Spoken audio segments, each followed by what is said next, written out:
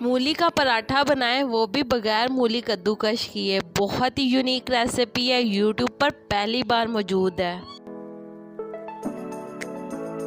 बिस्मिल्लाहिर्रहमानिर्रहीम, अस्सलामुअलैकुम जी। क्या हाल चाल है आपके? उम्मीद करती हूँ आप सब खैरियत से होंगे। अल्हम्दुलिल्लाह मैं भी ठीक हूँ। तो आज मैं आपके लिए सर्दियों की सौगात मूली का पराठा लेकर हाजिर हुई हूँ, जो कि बहुत ही मज़े का तैयार होगा और हम इसे तैयार करेंगे बगैर मूली को कद्दूकश किए। इसके साथ हम बनाएंगे बहुत ही मज़े की ये चटनी, बहुत ही मज़े की लगती है। इसके साथ ये चटनी हमारी तीखी और चटपटी होगी। तो चलें जी आज की इस मज़ेदार सी रेसिपी को बनाना शुरू करते हैं। तो इसके लिए यहाँ पे मैंने 1 कप आटा ले लिया और इसके अंदर हाफ टी स्पून नमक का शामिल कर दिया है। साथ ही हम इसके अंदर थोड़ा थोड़ा पानी शामिल करके इसकी एक डो तैयार कर लेंगे। तो जिस तरह सिंपल हम आटा गूंथते हैं इसी तरह हमने इसकी डो तैयार करनी है। बहुत ही ज़्यादा पतली ना हो, ना ही ये बहुत ज़्यादा सख्त हो, नॉर्मल डो हो। जिस तरह से हम आटे की डो तैयार करते हैं इसी तरह से आपने इसको भी तैयार कर लेना है।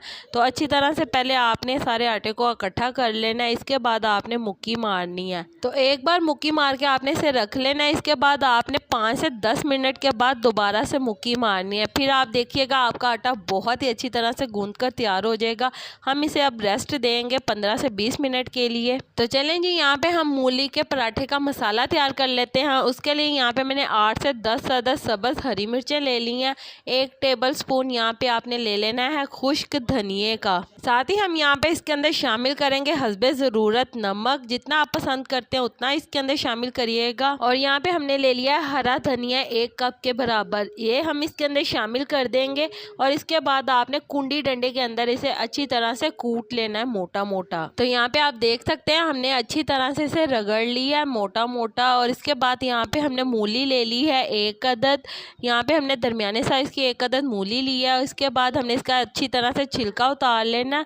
और साथ में आप देख सकते हैं इस तरह से हमने इसे कटिंग करना है। जिस तरह से मैंने यहाँ पे कटिंग किया, इस तरह से मूली को कूटने में आसानी होगी आपको। और अच्छी तरह से आपने इसे मोटा मोटा कूट लेना है।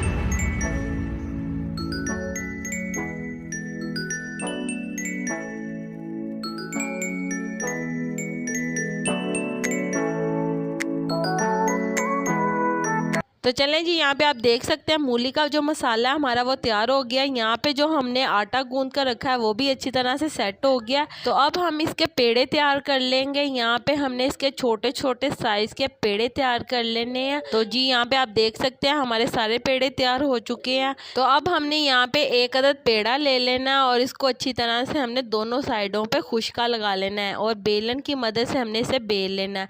यहाँ पे आप देख सकते हैं कि हमने एक रोटी को अच्छी तरह से बेल लिया। तो जितने साइज़ की रोटी आप पसंद करते हैं उतने साइज़ की एक रोटी को आपने तैयार कर लेना है। और इसके बाद इसे आपने उठाकर किसी भी 1 अदद प्लेट के अंदर रख लेना है।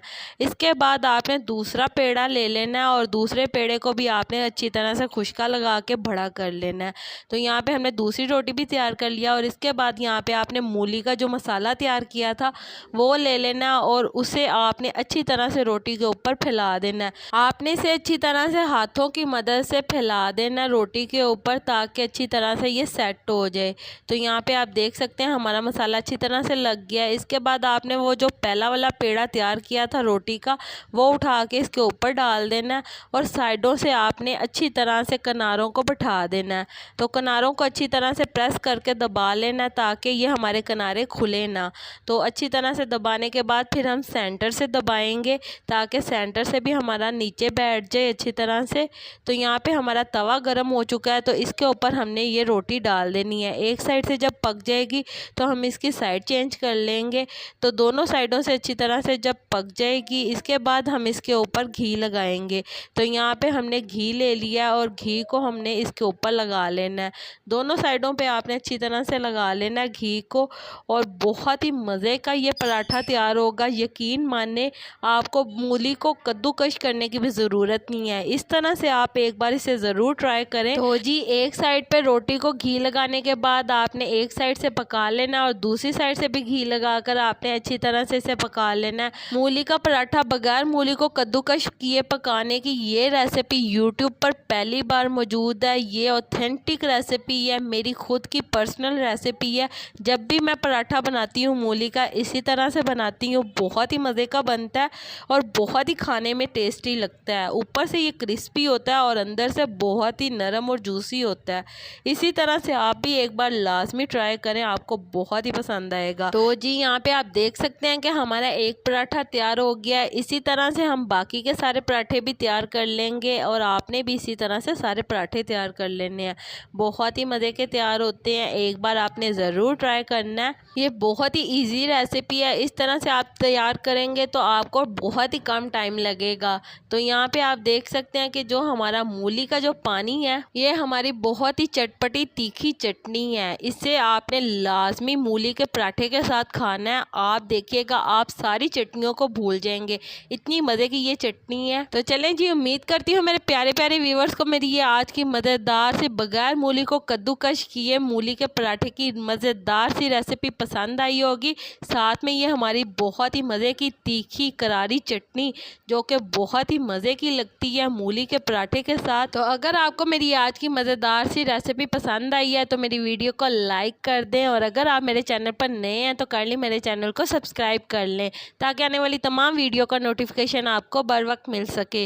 अल्लाह ताला आपको बहुत सारी खुशियाँ अता करे, आपके रिज़्क में ढेरों ढेर बरकत अता करे, आपको मक्कातुल मुकर्रमा और मदीनातुल मुनव्वरा की हाज़िरी नसीब करे। आमीन सुम्मा आमीन। तो इसी के साथ मुझे भी अपनी दुआओं में याद रखिएगा। मिलती हूँ आपसे एक और मज़ेदार रेसिपी के साथ एक और नई वीडियो में। तब तक के लिए मुझे दीजिए इजाज़त। अल्लाह हाफिज़।